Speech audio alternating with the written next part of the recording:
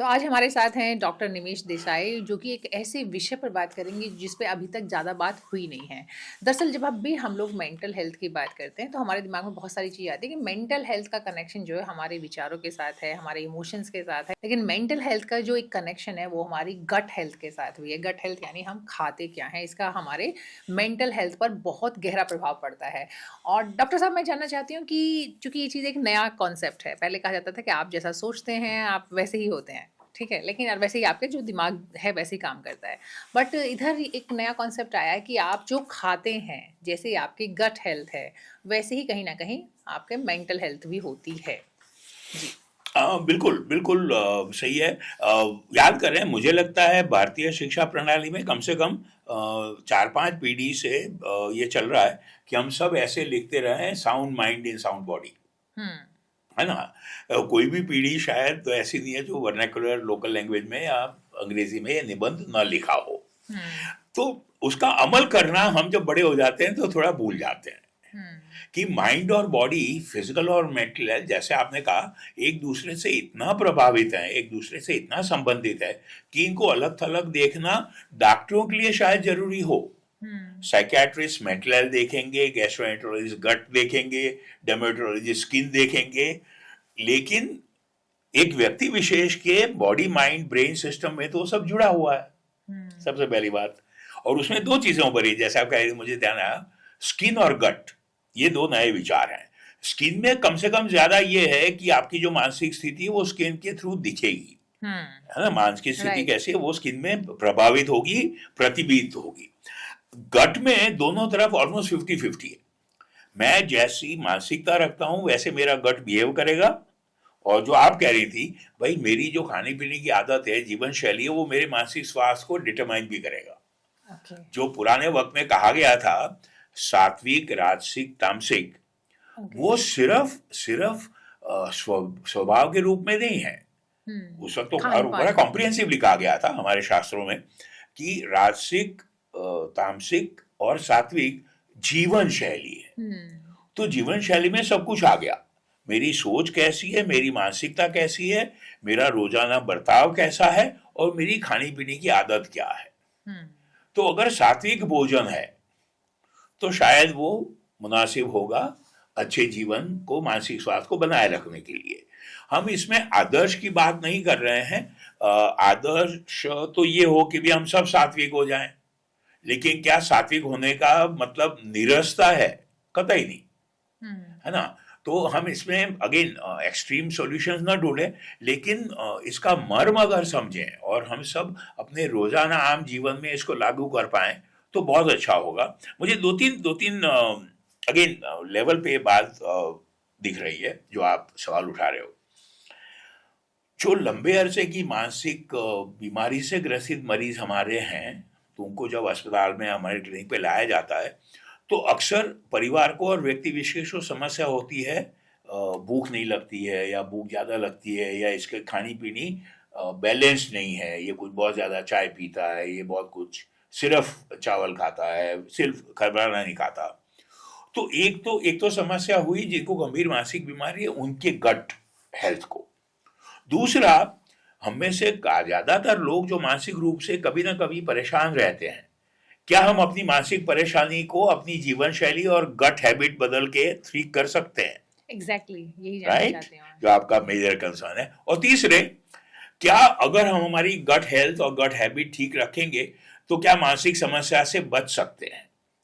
और उसका जवाब भी हाँ में होगा। हुँ। जैसे हमने कहा, भाई अगर सात्विक जीवन शैली और सात्विक खाने पीने की आदत होगी तो बट जाहिर आप है। इसमें कुछ एग्ज़ाम्पल बताएँ हमें कि सात्विक जीवन शैली से फॉर मतलब क्या है या फॉर खाने से? एग्जाम्पल फॉर एग्जाम्पल हुँ, home cooked food any day is better than any outside food. हुँ, मतलब इतिहास में और आज के वक्त में भी अगर वैचारिक स्तर पे सवाल जवाब के रूप में किसी भी अमेरिकन से भी पूछिए, दुनिया के बेस्ट शेफ्स का इंटरव्यू आपने लिया होगा या आप बिल्कुल, लीजिएगा, बिल्कुल। उनसे पूछिए, वो कहेंगे जी मैं 5 स्टार में तो बना देता हूँ बहुत सारी डिशेस, लेकिन लेकिन मैं घर घर जाके खाता हूँ अपना दाल चावल। हुँ, तो सबसे पहला प्रिंसिपल होम कुक फूड, घर का राइट। बना हुआ खाना। हुँ, दूसरा, जितने टॉक्सिक एलिमेंट्स वैज्ञानिक रूप से पहचाने गए हैं, ज्यादा मसाले, ज्यादा तेल, घी, ये अगर कम हो तो अच्छा होगा। हम्म। ग्रीन लीफी वेजिटेबल्स और फ्रूट्स, बिल्कुल अगेन बिल्कुल। बुनियादी प्रिंसिपल, कोई नई बात नहीं है, लेकिन इसका महत्व है दोनों शारीरिक और मानसिक स्वास्थ्य के लिए। हम्म।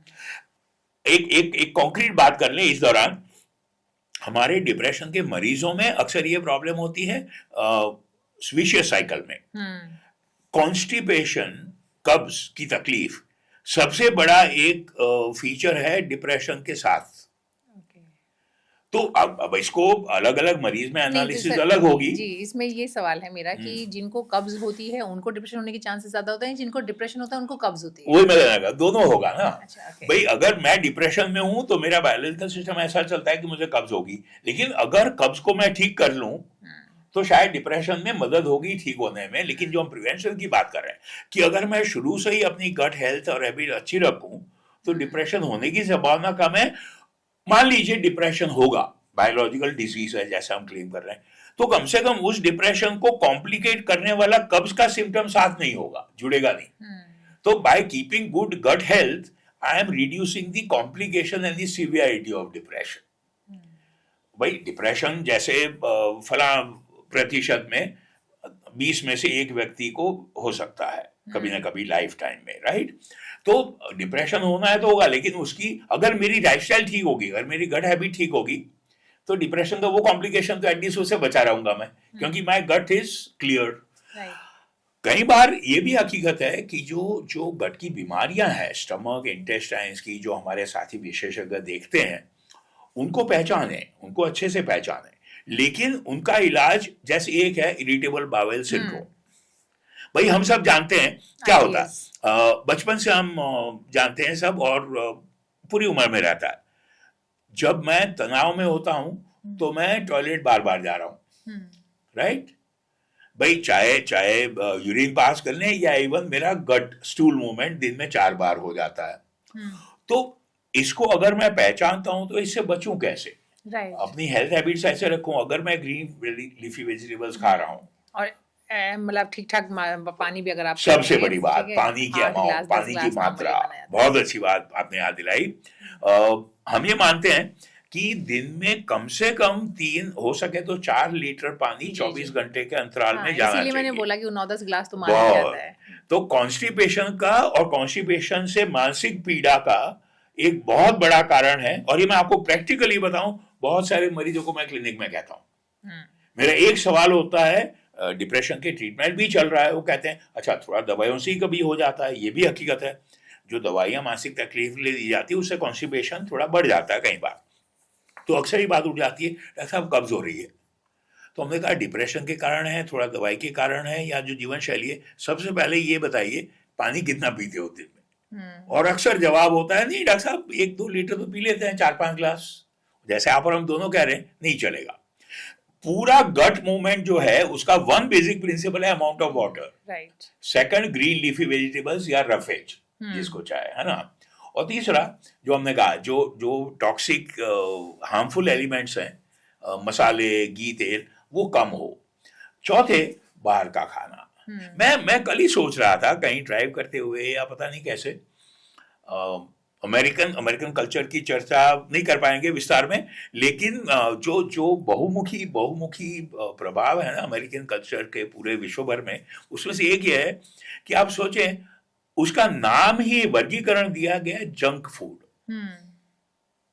तो मुझे विचार आया सडनली कि हम क्यों नहीं ये बात अपने आप को या अपने युवा वर्ग को समझा पाते हैं कि जंक फूड क्यों खाऊंगा मैं? जिसको मैंने जंक करना है वो जंक के लायक है। तो यहाँ एक बार फिर बात कर ले मार्केट फोर्सेस की। जी जी। वो जो अगेन नाम ना लेकिन वो जो कंपनीज है जो बर्गर और पिज्जा और वो बनाती हैं, और कन्वीनियंट मार्केटिंग है, आपके घर पे पहुंचा रही है जाड़े में, आप बाहर नहीं निकलना चाहते हो, उनका तो काम है, उनका कर्म है, राइट, उनका अमीन बढ़ाना, बिजनेस है उनका। एंड ऑल्दो थोड़ी सी कोशिश हुई है, शुरुआत हुई है कि वो कंपनीज भी हेल्दी फूड करें, लेकिन वो बनता नहीं है। क्योंकि इसमें एक और चीज थोड़ा सा दार्शनिक लगे लेकिन बताऊं, बदनसीबी ये है मुझे लगता है मानव जीवन की, अस्तित्व की, कि जो चीजें स्वास्थ्य के लिए नहीं अच्छी हैं वो ज्यादातर नीरस लगती है।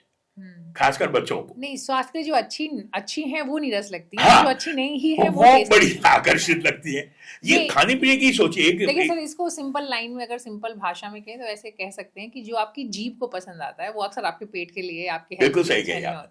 होता। और वो ये इस फ़र्क को जिस दिन हम समझ लें हुँ, कि भैया मुझे सिर्फ़ वही नहीं खाना है जो मुझे आकर्षित लगे, हुँ, लेकिन मुझे वो खाना है जो मेरे लिए अच्छा हो। जी, और अगर मैं अपना टेस्ट ऐसा डेवलप कर सकूँ हुँ, कि जो हेल्दी चीज़ है, जो मेरे स्वास्थ्य के लिए, गट के और फिज़िकल मेंटल हेल्थ के लिए अच्छा है, वो ज़्यादा खाऊँ भी, वो मुझे स्वादिष्ट लगे।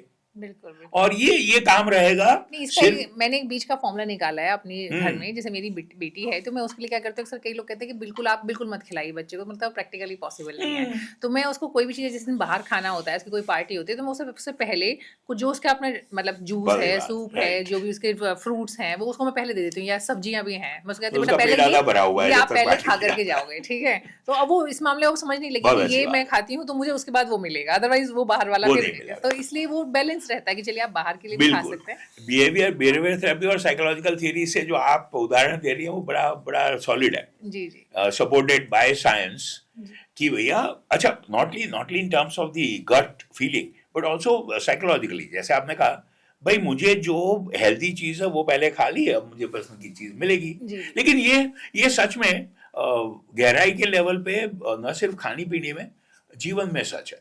जी, Most things which are attractive are not good for you. Ji. Most things which are not attractive are not healthy. हुँ, तो वो गड़बड़ है थोड़ा। जी। लेकिन लेकिन ये तो ये तो बहुत क्लियर महत्व हो है। गया है कि आपकी गट हेल्थ का और मेंटल हेल्थ के बीच एक बहुत सॉलिड कनेक्शन है। जी, तो हम अपनी जब तक अपनी गट को अगर बेटर रखेंगे तो अपनी मेंटल हेल्थ को भी हम बेहतर कर सकते हैं।